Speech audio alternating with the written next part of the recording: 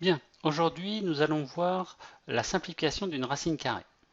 La simplification de racine carrée est basée sur la formule suivante que vous avez vue, qui est racine carrée de a fois b, c'est racine carrée de a fois racine carrée de b. Bien, prenons par exemple la racine carrée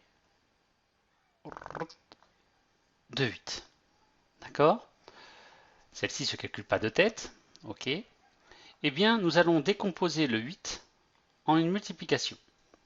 Mettons 4 fois 2. D'accord? À ce moment-là, une fois que j'ai cassé le 8 en un produit de facteurs, je vais utiliser cette formule du dessus. À savoir, je vais casser les racines carrées. D'accord? Et dans ces deux racines, il y en a une que je sais calculer. Ici, c'est la racine carrée de 4. Je sais qu'elle fait 2. Et ensuite, fois le racine carrée de je ne sais pas le calculer, je laisse tranquille. Et ceci, je pourrais l'écrire 2 racines carrées de 2. Voilà. D'accord? Donc ici, on a écrit une écriture simplifiée de la racine carrée de 8. Une petite remarque. Ici, on casse en deux petites racines, et le gros intérêt, c'est qu'en fait, que l'une des racines carrées soit calculable. D'accord? C'est-à-dire qu'ici, le nombre qui apparaît ici, c'est-à-dire dans la décomposition, ce sont en fait un carré, ce qu'on appelle un carré parfait. 4, c'était intéressant parce que c'est 2 au carré. On aimerait avoir donc ou 4, ou 9, ou 16, ou 25, vous voyez qui sont ces nombres, ou 36, ou 49, parce qu'en fait, les racines carrées de ces nombres-là, ils sont intéressants parce que je sais les calculer. D'accord? 7 fois 7, c'est donc racine carrée de 49, c'est 7. Ensuite, je veux bien avoir un 64, un 81, un 100, qui correspond à racine carrée de 100, c'est 10. Et puis, il faudra connaître aussi 121, racine carrée de 121, c'est 11. 144, c'est 12 au carré. 169, c'est 13 au carré.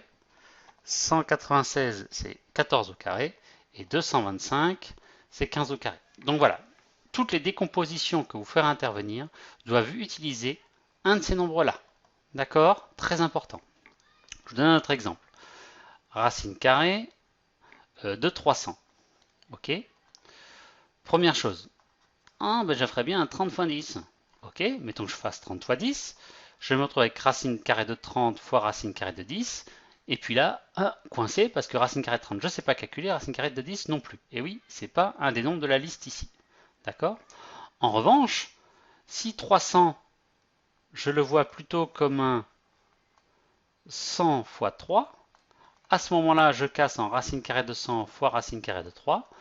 Et là, je peux calculer celle-ci qui me donne 10 fois racine carrée de 3, que j'écris plus simplement 10 racine carrée de 3. D'accord? Donc voilà l'intérêt de faire intervenir un carré parfait. Une des choses intéressantes là-dessus, c'est par exemple, mettons maintenant que je vous fasse un exemple de racine carrée de 27. Ok? Je fais la même démarche. 9 fois 3, racine carrée de 9 fois racine carrée de 3. Ouh là là, mais racine carrée de 9, c'est intéressant. Ça fait racine de 3. 3 racine de 3 égale. Voilà. Et maintenant, si je veux faire par exemple racine carrée de 300 plus racine carrée de 27, on sait bien qu'il n'y a pas de formule qui me permet de calculer directement. En revanche, si je remplace par les versions simplifiées, à savoir ça et ça, à ce moment-là, j'ai 10 lapins plus 3 lapins, ça fait 13 lapins. Allez, au secours. Il s'est passé quelque chose. Voilà. 13 racines de 3. D'accord? C'est un des intérêts de l'écriture simplifiée, c'est que en simplifiant, je peux faire apparaître des mêmes nombres et du coup des mêmes radicaux, d'accord? Et du coup pouvoir réaliser des additions. Ça marche? Eh bien, on note ça dans le cahier de leçons. Cahier de leçons, c'est où ça? Ça doit être lui. Ouf, voilà. Qu'on a là. Simplification d'écriture.